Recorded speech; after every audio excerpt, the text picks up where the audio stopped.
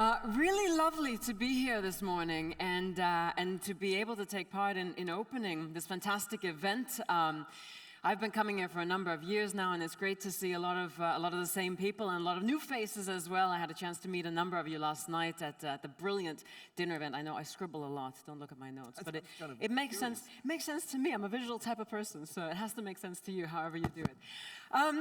My name is Louisa Boyesen, as you heard, and I do work for CNBC. I've been with them for 16 years, anchoring and doing anything that has to do with business and finance. And so with Milken, I've been here a number of years now, and I just want to go back memory lane just 3 seconds, because in 2014, I did a panel called Europe Still at a Crossroads. And everybody on the panel wanted a Brexit, yeah? Nigel Farage, Howard Shore, Gerard Lyons, Helena Morrissey, and I was in the lion's den, yeah, the only one trying to argue against the Brexit. Everybody wanted it. So 2015, I came back again. Nigel Farage, Howard Shore on the panel again, Juan Maria Ninjanova, and Peter Bayer. So a little bit more mixed, but still a lot of people arguing for Brexit. And now, I thought, okay, this year I'm going to be smarter. I'm going to look at the markets. Nothing's falling completely apart. People are saying it could turn out really good in the long term. Europe's a mess. It's a good thing. So I thought, okay, fine, I might change my mind. And now I'm on a panel where everybody thinks we should have remained. So we've turned it all around. Let me introduce my panel. And I've been told I need to start from the right. So let's start with you, Anton. Anton Muscatelli, Principal and Vice Chancellor from the University of Glasgow. Niall Ferguson, immediately to my right, Senior Fellow for the Hoover Institutions, Stanford University, and a Senior Fellow for the Center for European Studies for Harvard University, and also an author. Ton of books. How many did you say you've written now? I think it's 14 at the last count. 14 and counting. Immediately to my left, we have Sergei Guriev, Chief Economist for the European Bank for Reconstruction and Development. To his left, Marieluise Beck joins us, a Member of Parliament in Berlin. And as you said yesterday to me, you've been a politician for a very, very, very long time. So you've seen a thing or two. And way at the end, we have Roland Rudd, who's the founder and chairman for Finsbury and Open Britain. Now, in my profession in financial television, we always start with what's the most important. It's not drawing the conclusion at the end. So I think we should just start from an end and get everybody's first just a couple of comments about yourself and what angle you're approaching this particular panel, Europe in a post-Brexit age, and how also you see a post-Brexit Europe evolving. Take your pick, 5 years, 10 years, 50 years down the line. How is it going to look? Let's start with you.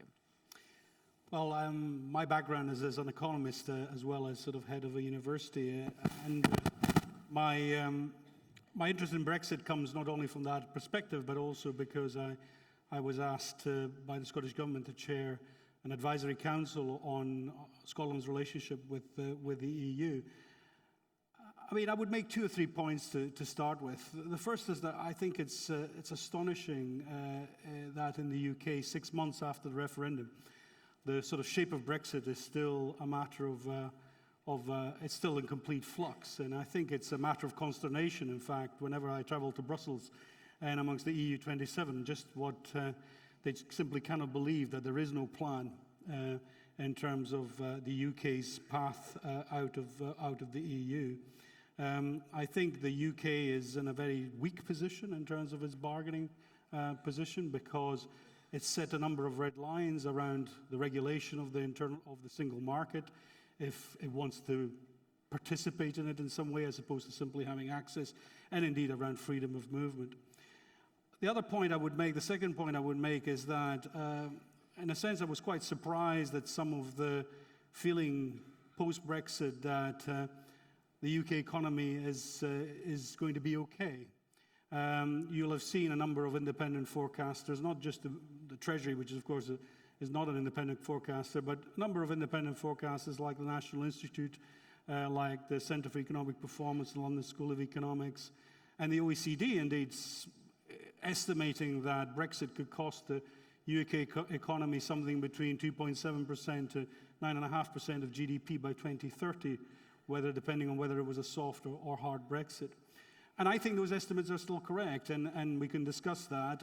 But the fact that they haven't materialized yet, I think, is simply a fact that those trade linkages haven't started to unwind. And I think one of the tragic things in all of this is the fact that exactly those lower to middle class income groups that voted for Brexit are the ones who will be damaged by a more protectionist attitude if that's where we end up. I mean, we don't know where Brexit will end up, but I do think that it's not a solution to the problems that led to Brexit and the populist movements that we've seen elsewhere in Europe. Indeed, this is one of the big worries, that in fact this is simply stoking up potentially future political instability and political uncertainty, not only in Europe but elsewhere, if Brexit, Trump, etc., lead to greater protectionism and division into trade blocs. The final point I would make, perhaps to kick us off, is the fact that I think for Europe this is a very difficult situation. I cannot see them conceding in terms of an easy deal for Britain, simply because it's in defensive mode. The EU is now in defensive mode. It's under pressure externally, partly because of what has happened in the US, but it's also under pressure internally from populist movements. So giving up on issues like freedom of movements, the four freedoms, is very difficult for them. In opinion pieces I've written recently, I've suggested that given the complexity of Brexit, the only real transitional solution that might be possible is one which involves the UK with, of course, the agreement of the EU and the EFTA countries, effectively adopting the EFTA European Economic Area solution, a soft Brexit, essentially, not necessarily as an endpoint, but as a way of creating a truce position where you can then have a negotiation. There is no way in which you can have a negotiation, a sensible negotiation in 2 years with a stopwatch running against you. And that is, I think, one of the issues which will determine where Europe ends up, actually, how that negotiation, the dynamic of that negotiation. I'm a hawk with the time, with the opening remarks. Thank you. Let's go on to you, Niall. Well, I'm going to do something that's very unusual on these occasions. I'm going to admit that I was wrong.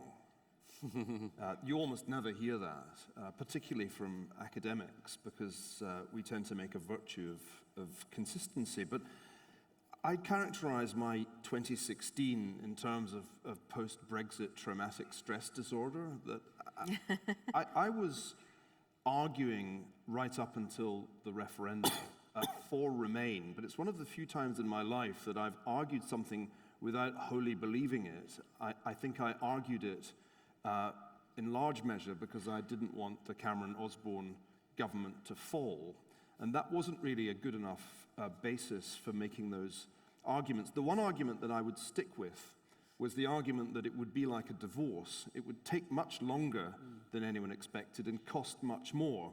But as a number of people pointed out when I made that argument in The Spectator, yes, Niall, but you did get divorced. And I think... You also made the point that there were 27 ex-wives. 27 ex-wives, which is kind of a terrifying thought when you are a divorcee. So I still think that's right. And in fact, I saw Howard Shaw yesterday. I said, look, Howard, you were right. And he said, no, in a way you were, because I now recognize that it is a divorce and we're now negotiating about what alimony the UK will have to pay to stay in the single market. So I think that was right. And I think I was right to say that this is more of a problem for the EU if Britain leaves than it is for the UK. I still think that's true. But, you know, if I step back, and I'll be brief because I know you're in a hurry, and I ask myself the question, you know, how did the EU do over the last 10 years? Let's just rate it. I think, number one, I always was a skeptic about monetary union. Monetary union's been a disaster for all the reasons that we said it would be in the 1990s. The reasons that Britain stayed out. It's been a disaster for Southern Europe. It's only worked for Germany, really, or let's say more broadly for Northern Europe. But for Southern Europe, creating a monetary union has been a huge disaster. It's made the shock of the financial crisis much, much more severe for Southern European countries that in the past would simply have devalued. Two, European security policy, especially with respect to North Africa and the Middle East, has been a disaster. Three, on the migration issue, the European leadership got it disastrously wrong. Four, on the question of radical Islam, the European leadership has fundamentally got it wrong. And I think one has to recognize that the European elite's performance over the last decade entirely justified the revolt of provincial England. That was what we saw in Brexit. And I have to say that if those of us who essentially are part of the elite had spent a little bit more time in pubs around provincial England, and for that matter, provincial Wales, we would have heard what I just said. Because what I heard wherever I went in the weeks before the referendum, and that did include provincial England and provincial Wales, was you were all arguing about GDP. This is not about GDP. It is principally about the complete loss of control of the EU's external border and what that implies for our country's future. And I really didn't have good arguments against that point. So I've had a kind of awakening. Brexit woke me up, and it reminded me that I needed to pay much more attention to what the non-elite majority of voters were feeling. And on the issue of EU performance, I think they were right. I think the EU leadership had performed so badly that British voters had a right to say, the heck with this. Now, one last point. In the midst of all of this, there's an endless post-mortem about what David Cameron got wrong. I think what he got wrong was not to call the referendum. What he got wrong was when the Europeans made a pathetic offer to him, which essentially meant nothing in terms of the control of immigration, David Cameron should have said, sorry, that's not good enough. I'm going to back Brexit. And that was the great mistake of his career, and it was also the great mistake of my career, because I should have said, when I saw that absolutely risible offer, actually, that's not good enough. We should back Brexit. I wish I'd written that column. I deeply regret that I didn't. Okay, so you should have been on the panel then last year and the year before, basically. You didn't ask. No. Okay. Sagi, good morning. Good morning. Yes, I'm a chief economist of European Bank for Reconstruction and Development, and as an international bureaucrat, I cannot use words as disastrous, great, like Niall or one American politician does all the time. I represent a bank which is operating in 36 countries, and most of our countries are in Europe, as our name suggests, but we also operate in Mongolia, in Morocco, in Egypt, in Jordan, and in Turkey, for that matter. And in that sense, when people ask about Brexit, this is a big worry for us. It's a big uncertainty. But we also have other issues. We operate in Russia, we operate in Ukraine. As you can imagine, there are security risks, geopolitical risks, and so on. And in that sense, let me only talk about economics now, not talk about terrorism, migration, and so on. So in economic terms, we are worried about Brexit. Most of our countries, which are post-communist countries, are not directly affected by Brexit to a large extent. The links between Eastern and Central Europe with Britain are not that strong. But indirectly, our countries are of course, affected because they trade with Europe, and our forecast for Euro area, for Eurozone, suggests that hard Brexit would have an important effect on Eurozone as well.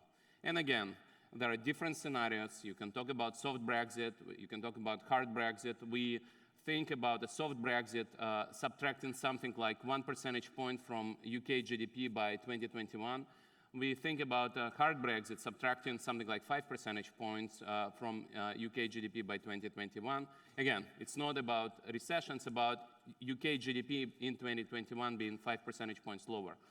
If that happens, some of our countries will lose something like 3 or 4 percentage points of GDP by that time. Some of our countries will lose 2 percentage points. So it's a tangible effect. It's not a disaster. Now, this effect will work through trade, through investment, through remittances.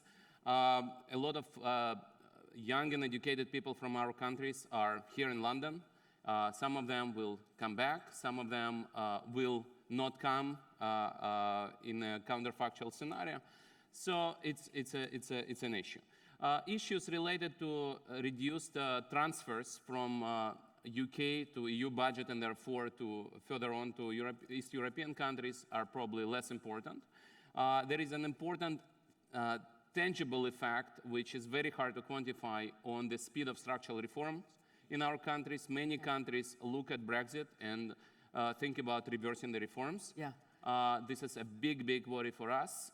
Some of the countries do turn around, do think about anti-European policies, and that is quite an issue. And Another, yes. Let me just say one more thing. So one interesting short-term implication of Brexit was that right after Brexit, Bank of England started to do softer stance, or markets at least anticipated softer monetary policy. It will probably be reversed, but initially it was actually good for our countries as capital started to flow in the direction of emerging markets. Now with the events in the US, that will probably be undone, but initially our markets were actually a bit even happier to see Brexit, saying that capital should come our way. But this, unfortunately, has been reversed. Let me stop here. Lots of things to pick up on. Marieluise, I mean, we look at Germany now with Angela Merkel standing in what one could argue is an ever-increasing sea of populism. How long will Mutti's stance be able to be sold to the German population? Don't call her Mutti. I think she hasn't deserved it. Oh no, it's a very positive. clear. It was a positive. It was a very nasty term, and it really? diminishes I wasn't her. aware of that. It was not to offend anybody at all. No. It was the I mother just of a... want to make that clear. Okay, maybe a few words on my background. I entered the German Parliament 33 years ago together with Joschka Fischer. I was his chef at that time. Later it turned around. And I would say we were, in parts, an anti-establishment movement. So quite some things which we can obey now, I would say I can see in the history of what the Greens were, and we called ourselves a movement, and we were revolting against the establishment. Now, the good news was that at that time, the democratic surrounding was firm enough to transfer us, and we did not transfer them. And when I look at the Brexit and at Europe now, I'm afraid it might be the other way around, and that's why it's really dangerous. Coming from the German Parliament, having been working on Russia for many years and on Ukraine now, I think our problems did not start with the Brexit. They started long before that decision. Maybe we started waking up with the Brexit, but it was way too late because we are in tectonic changes already since a long time. Look at the far right, look at UKIP, look at Le Pen, look at Austria, the FPÖ, look at Jobbik in Hungary, in Poland, and now in Germany. You all have right-wing movements. They are anti-democratic, they are backwards turned, they are anti-establishment, they are anti-modern, and once in a while they go together with the leftists, like we saw in Netherlands, the referendum against Ukraine, and that's what it was about, was being done by the Socialist Party and by the Wilders, so they go together. So I think what we have now is a promise that the populists will lead people back to certainty, to secure environment, and not to changes. And if you listen to last night's debate, it all was about changes, and changes always brings about insecurity, and you do not always have winners. You might have people also who lose. So the really very dramatic part now is that the Brexit has come about. We have had Italy. I think it was not very responsible to put your personal forthgoing like the MP did. Yeah. And we have Trump, and we don't know what the Trump politics is going to turn out in the end, but definitely he was on the same wave of anti-modern, anti-globalization, anti-establishment. Okay. So it is a worldwide, and I would say, anti-Western movement.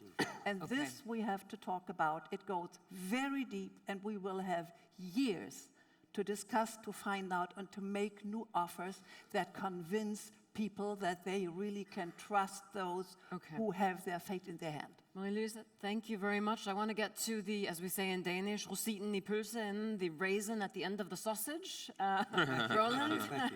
Thank you. Delighted to be that. Well, I was the treasurer of the Remain campaign, and the great lesson from the referendum is you have to be mad to hold one.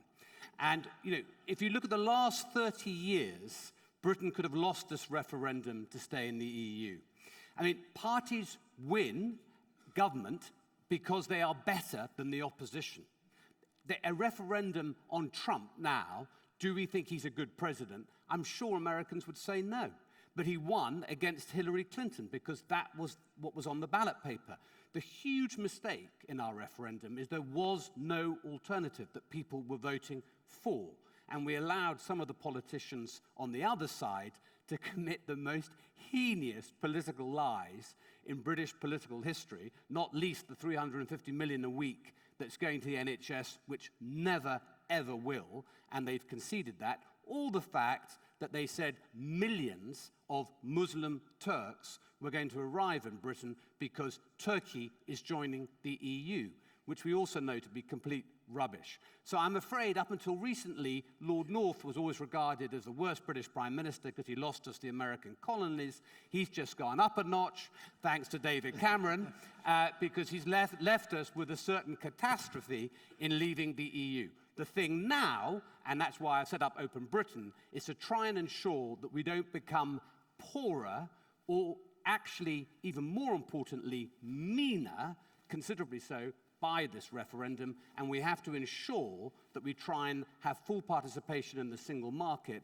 and also we should actually make a bold, courageous move and make it absolutely clear that all Europeans living in Britain have the right to stay here in perpetuity, and to do anything else would be morally repugnant. And I'm not disheartened because the Richmond by-election, yes, it was only one by-election, but it did show something, which is you can't completely ignore the wishes of those who voted Remain. They have a right and a duty to have a say in what the post-Brexit Britain will look like in terms of the relationship with Europe. Okay. Just a housekeeping note, we will be taking questions from you guys. So by all means, jolt down if you want to get involved or if you have questions for any one of the panelists up here. I want to pick up on some of the things that were mentioned. Anton, you said that there was no plan. We are in the scenario we're in now. If there really isn't a plan, and I hear anecdotally that it's very hard to fill some of these positions for David Davies from within this whole, the Brexit group, basically, to deal with trade and other issues that are coming up in the next 2 years. What do we do? Like, how do we make it good? How do we make the best out of this scenario? Well, I mean, as I said, I think the only possibility the UK has is to try and argue for some sort of transitional arrangement, which is probably, as Roland was saying, full participation in the single market. I do think anything short of that will actually do untold economic damage to the country. I mean, think of the situation, because you're effectively negotiating against the EU27, and despite some of the lighter suggestions around Prosecco and Mercedes-Benz, there is, yes, 2 or 3 European countries may have a strong interest in having unfettered trade with the UK. But this agreement, both the transitional agreement and the final agreement, will have to be agreed by 27 countries, many of whom will not actually be interested particularly in having, a sort of an agreement with the UK which maximizes trade. So to my mind, the only way forward, one advantage of having a transitional agreement which is based on participation in the European Economic Area is twofold. First, you're outside the customs union, so you can actually negotiate your own free trade agreement. So even if you believe in a harder Brexit, actually that's a pretty good interim position. Secondly, it also, the way the EFTA court operates is substantially different from the way in which the European courts operate, because it is actually, its judgments are advisory, and there's actually some interesting interactions if you look at the experience of Norway and Iceland in the interactions with the EFTA court. And finally, actually, obviously depends how it's implemented, there's also the possibility of an emergency break, so around some of the concerns around migration. You chair a group as well. The Scottish First Minister put you in charge of advising the Scottish government on the aftermath of a Brexit vote. I mean, why would the Scots now necessarily not stick with Britain as opposed to, or stick with the UK, as opposed to a very unsure EU, given all of the election mayhem that we have? Well, first of all, just to be clear, we are an advisory group. We don't set political strategy. We are an independent group, so I don't speak on behalf of the Scottish Government. But the First Minister has made that very clear in everything she's said, that she actually, her first preference is to have full participation of the whole of the UK in the single market. That is very much the position that she's taken. Beyond that, if that is not attainable, then she wants to ensure that there is a way of protecting Scotland's position. So Scotland has, voted 62% in favour of Remain, and that's the reason why the Scottish Government has taken this position, and why this group, I agreed to be part of that group, because we feel very strongly, and I think it's a point that Roland made, that actually many of the promises and some of the suggestions made by the Leave campaign were plainly false. There was no prospectus on Leave. Yeah. And frankly, given that 48.5% voted to Remain, there would have been at least some in the Leave camp who had probably thought that leaving still meant participation, indeed membership of the single market. Yeah. Actually, Mr. Farage and many others suggested that in many of the statements. They used Norway as a model in some of the statements they made. So actually, in reality, I don't think the question of the participation in the single market has been determined in any way. Let me just pick up on another point as well. Namely, you mentioned the word transition, and I know, Sergei, you work a lot with inequality and transition economies. And the name of the panel here is precisely Europe in a post-Brexit age. So focusing on Europe and what happens with Europe as opposed to with the UK. Should we be thinking about Europe as a transition economy? Should we be, how do we aid, not that we can in the UK, but how should Europe aid itself in a kind of a post-Brexit period where possibly other countries could be looking at going down the same route? Yeah, I think it's a very, very good question. The transition economists have learned a lot from 1990s and 2000s that inequality matters, and sometimes you can have painful reforms that result in a pain which populist politicians use, take over power, and sometimes entrench themselves, and you cannot kick them out. And I think this is, and Marieluise was talking about some of those politicians. I think there is a risk of that in Europe. And I think the mainstream politicians should wake up to this challenge and think about inclusion, think about making sure that majority benefits from growth and globalization, which is not easy. Given what's called job polarization, which is going on in all Western countries. Jobs are being created at the top of the skill pyramid, at the bottom, but not in the middle. And involving people in the middle of the skill pyramid, people with routine jobs, upskilling them, training them for the new world is very, very hard, but it has to be done. Otherwise, the West will indeed face the challenges that transition economies faced in the 1990s, and we'll see some major reversals, and not just economic reversals, but maybe political reversals, when we see less democratic states not just in Eastern Europe, but also in the Western Europe. And so we should be worried. I know Roland has comments, but Marieluise, you first. Yeah. I think you cannot talk about the problems of Europe without talking about Kremlin's politics, because they have their fingers in it. Sorry, about what politics? Kremlin. Yeah. Kremlin have their fingers in it.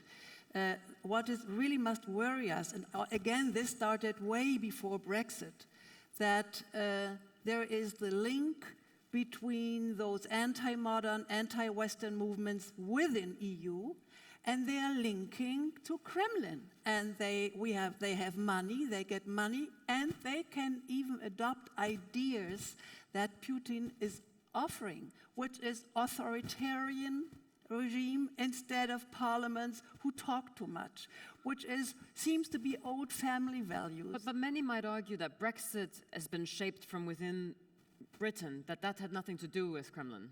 I wouldn't say so, because it is anti-globalization.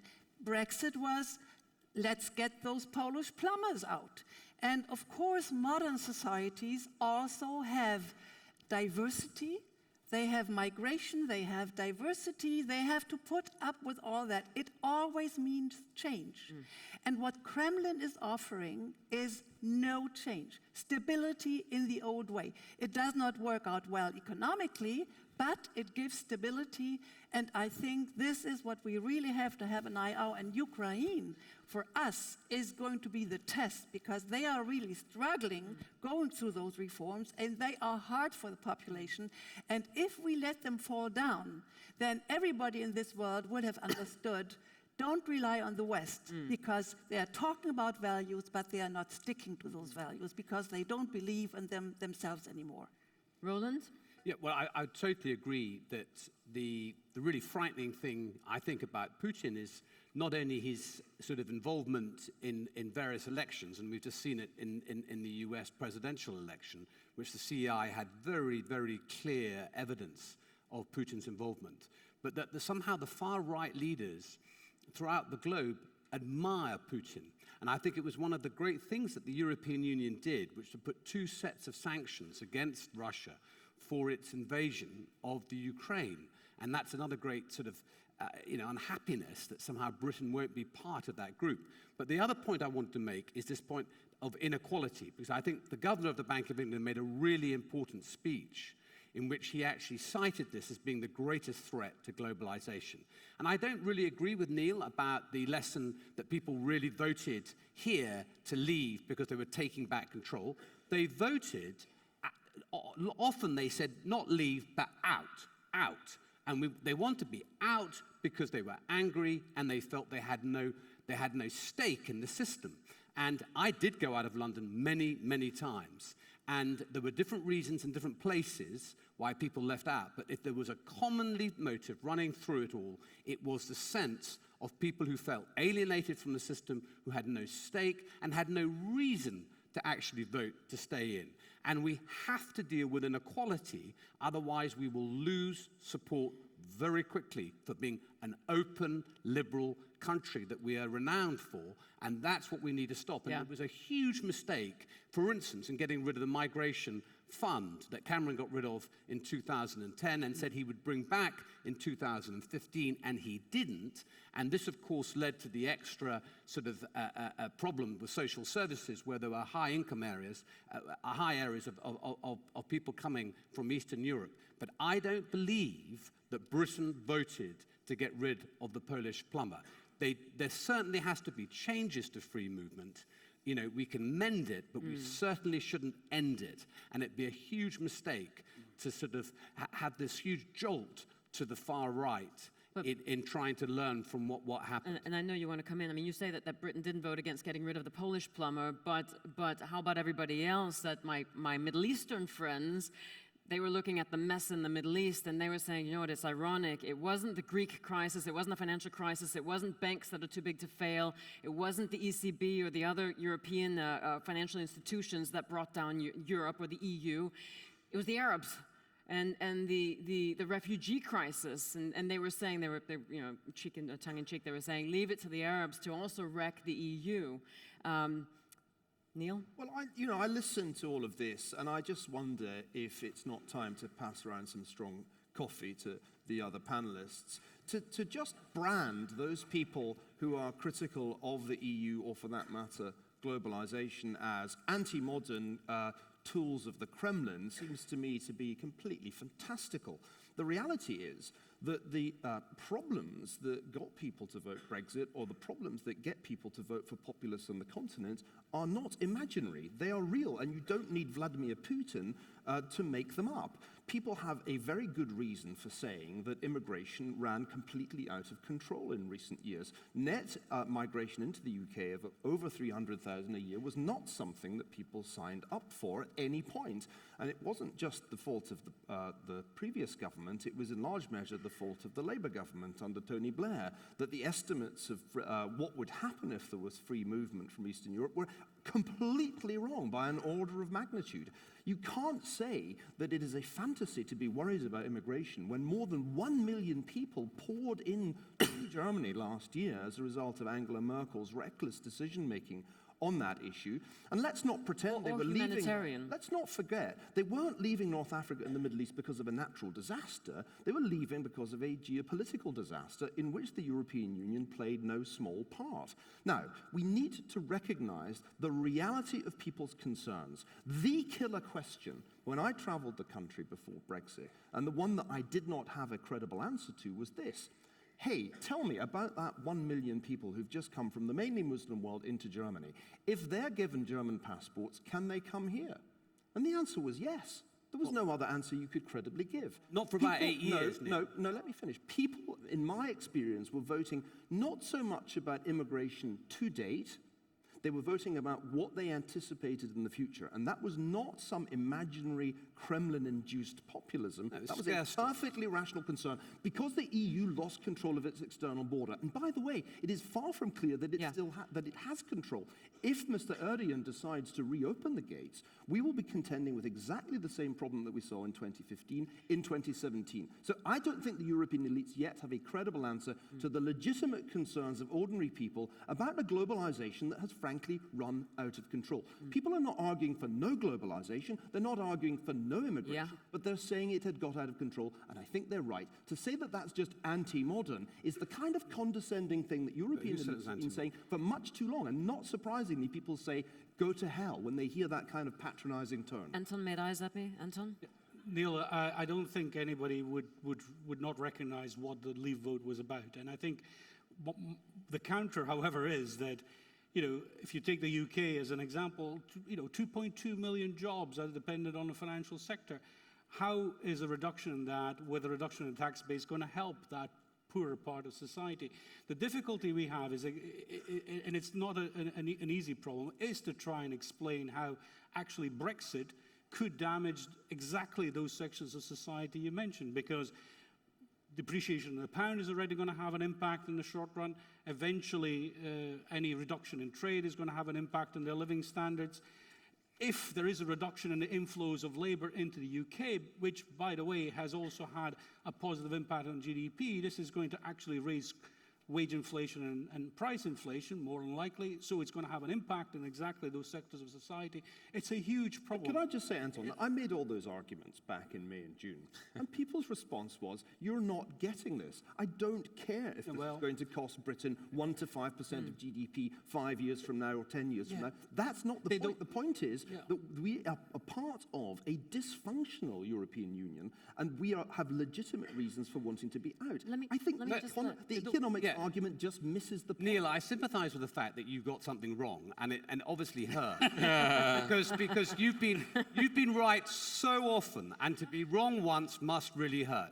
But you really mustn't drink the Kool-Aid of the far right in saying this is all about immigration. It's not. Inequality is much, much bigger issue. And by the way, we're responsible for some of this. We intervened in Libya in a disastrous act, which actually we now know there's something worse than an autocratic state. It's a failed state. And if you have failed states and you have people who then want to migrate to Europe, you put a huge pressure on it. And I do believe that Putin deliberately intervened in Syria. One of the reasons he did it, and one of the reasons that he wantonly bombed Aleppo in the way he has, is to actually push people to go into Europe and create problems. There are legitimate concerns about immigration, and to say that any of us have said there aren't any is ridiculous. But at the same time, you've got to set them in the context of what's happened. It's not all about people in Britain saying, we don't want any more foreigners here, and we don't want foreign trade. That isn't going to happen. Okay. Yes. You had the Grillo movement in Italy before we had 1 million refugees in Germany. You had UKIP before the refugees. You had Marine Le Pen visiting Narishkin at least once a month before the refugees. So this is what I said. There must be some deeper causes, and this is what I'm talking about. I'm talking about uncertainty of people. Yes, we must talk about young people up to 30–40% not having jobs within Europe. They don't believe in Europe, and they are right. So I did not say that we should not take people serious. I really say we must take them serious. We must discuss with them. We must take up responsibility. I don't want to insult British colleagues, politicians, but I was really upset about so much irresponsibility, and we must address urgent questions, even if they are ugly, because it's not only about jobs, it's about culture, it's about different religion, it's about different habits, it's about what is the role of male and female with new people coming from other cultures and seemingly from other times. So it's much more we have to talk about, and what I tell you is that Kremlin's propaganda and money and social media, where they are really in, they are really stirring up and empowering all those insecurities, and that's why it's dangerous. You'll be telling me that the Kremlin came up with the idea of monetary union next. Look, the reason there's massive unemployment, youth unemployment in Southern Europe, is that there was a completely misconceived project of monetary union that took no account of economic realities, namely the differentials in productivity between Germany and Southern Europe. It's got nothing to do with Vladimir Putin that there is a chronic problem of unemployment in Southern Europe. Putin wishes EU luck? Do you think that? No, that's, I think there he is you are. really working at dissolving EU as much as he can. That's cynical political rhetoric, because my point was a very simple one. The EU has been failing its citizens for more than a decade, go all the way back to the misconceived project of monetary union. The immigration thing is, after all, a recent phenomenon, but not an entirely new phenomenon.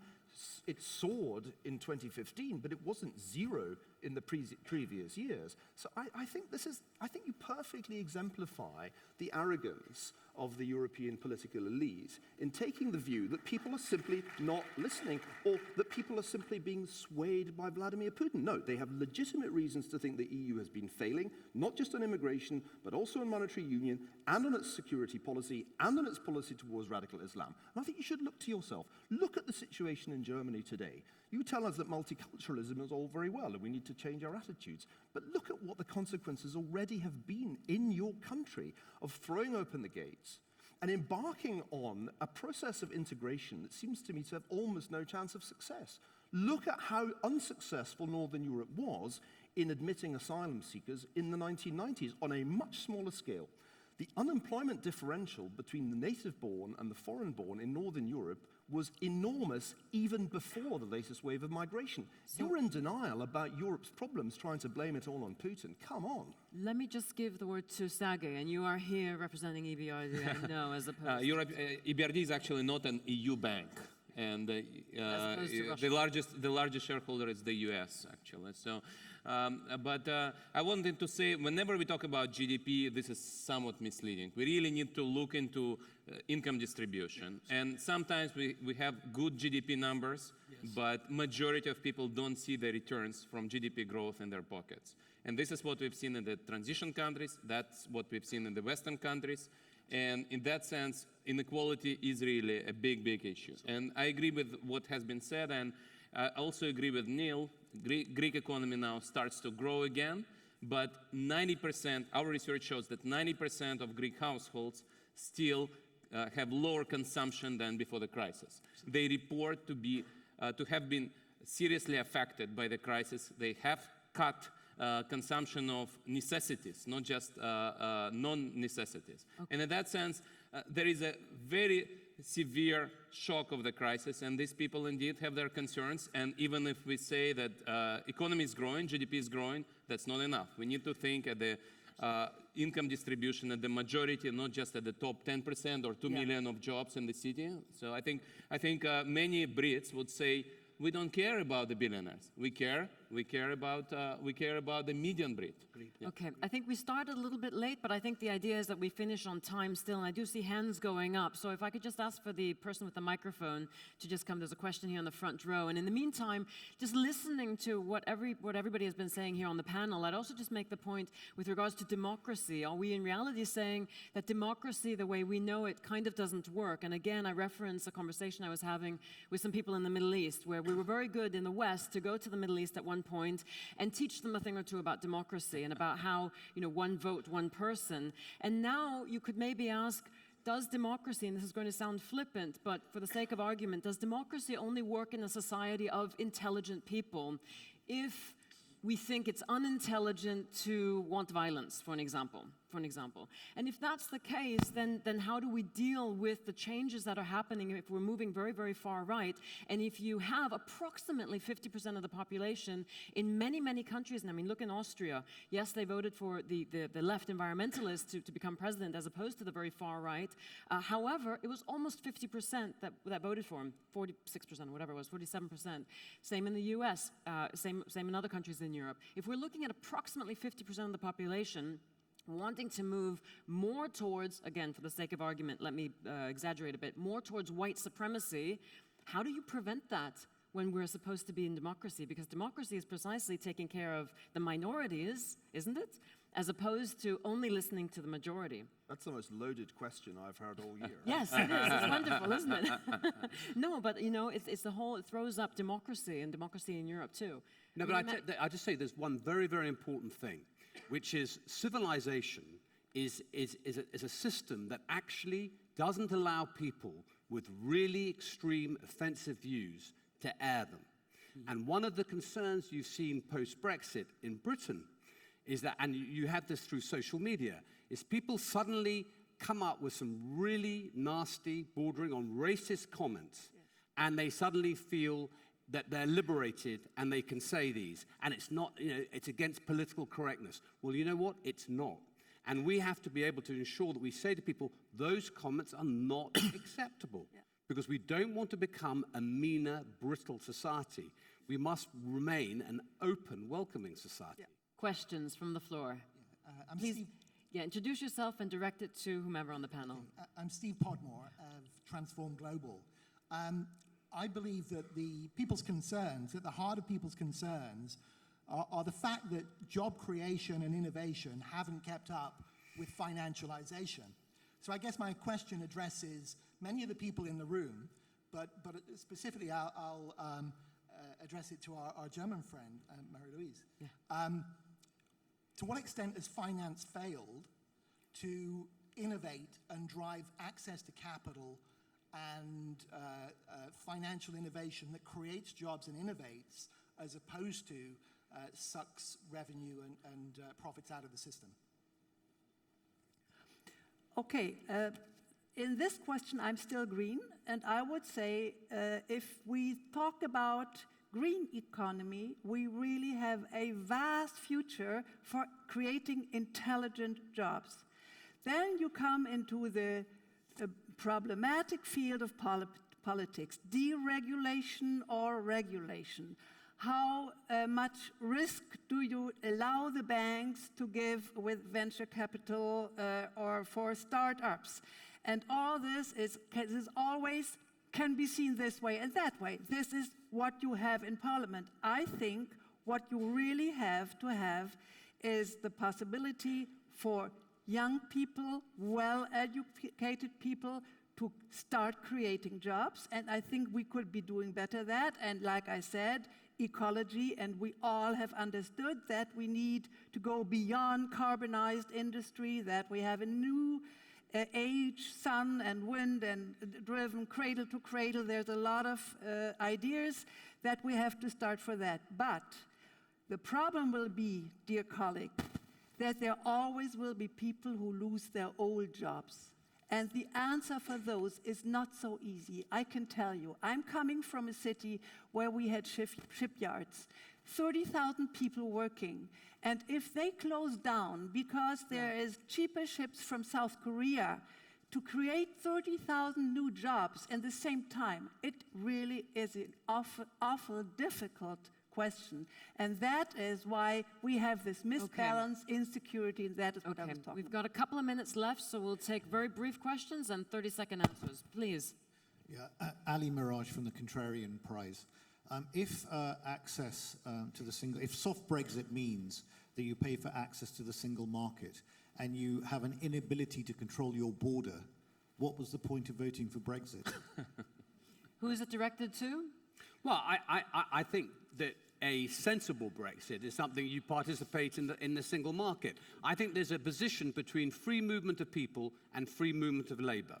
And I still believe you can have some reform in that space. But of course, there's another answer to your question, which, begs why did we do it in the first place? Yes. But we are where we are. But I mean, if I can come in there as well, there's still a huge misunderstanding in the UK around what access and what membership of the single market is. We're largely a service exporting economy. Having access to the single market for goods is actually not a huge prize at all. We need to be part of that single market in order to prosper. And yes, I agree. I think there might be scope to do something around freedom of movement, partly because I think Europe will actually itself want to move towards the freedom of movement of workers and not that broader freedom of movement. But frankly, will not do it under duress, because that will threaten the fundamental pillars of the European project. Okay. So I think it will take some time to get there. Niall? We're running very, very short. I'll be brief. I think part of the problem with the debate in Britain is the general assumption that what is happening on the continent is static, and that we just have to kind of figure out what we're going to ask for and hope that we get it. It's not static on the continent. I think what will be really striking is how much Europe changes in 2017 and how far more and more Europeans accept the justification for British dissatisfactions. I don't think this is at all a static story. I think increasingly we will see the EU change, especially on the issue of immigration, and it may well be that from that point of view, Brexit will start to look not like some aberration, but actually the shape of things to come for the EU as a whole. Another question? Definitely not. Hi, Elia Passa from JP Morgan. A very straightforward question. If we could just ask you to speak up a little bit, please. Sorry, can you hear me now? Yeah. Great. So in 10 years from now, do you think that EU will exist in the same way that it is now? And what do you think it will take to have a united European Union? Okay, yes or no? EU exists as now? I think it will be different. Yes or no?